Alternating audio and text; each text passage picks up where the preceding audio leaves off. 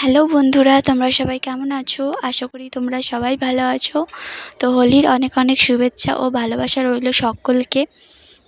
তোমরা কেমনভাবে হোলি কাটালে সেটা কমেন্ট করে অবশ্যই জানাবে। তো আমি আজ চলে এসেছি হোলির দিনে গোপুকে নিয়ে হীরাপুর মানিকচাঁদ ঠাকুর বাড়ি।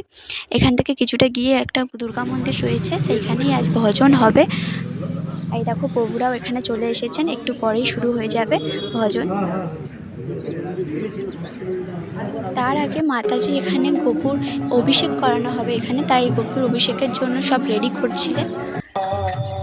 এই দেখো ভজন শুরু হয়ে গেছে, তোমরা মন দিয়ে শোনো, দেখো তোমাদেরও ভালো লাগবে। আমার তো খুবই ভালো লাগছিল। এখানে এত সুন্দর করে ভজন করা হচ্ছিল, আমি কোনোদিনও এর আগে শুনিনি এইরকম ভজন। আমার তো খুবই ভালো লাগলো। আর এইবারে হোলিটা আমি আলাদাভাবেই আনন্দ করেছি গোপুকে নিয়ে। আমার অনেকটাই ভালো লেগেছে।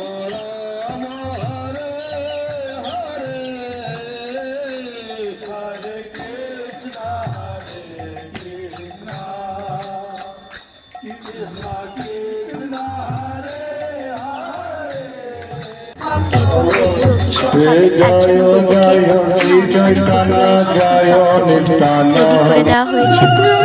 এরপর সবার প্রথমে প্রভু অভিষেক করে নিচ্ছিলেন। তারপরে একে একে যারা যারা উপোস করেছে তারা অভিষেক করাবে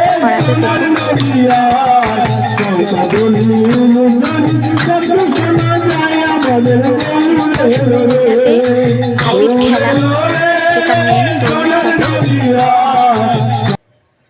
আর এই দেখো সবাই মিলে আমাকে তো খুব রং লাগিয়ে দিয়েছিল, আমার ভূত লাগছিল আমাকে। দেখো সবাই কিভাবে দোল খেলায় মেতেছিল।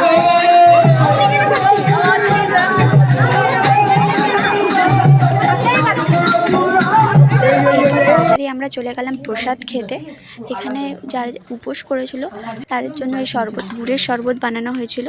তো আমাদের বাড়িতে অনেকটা দূর, তাই তাড়াতাড়ি চলে এলাম।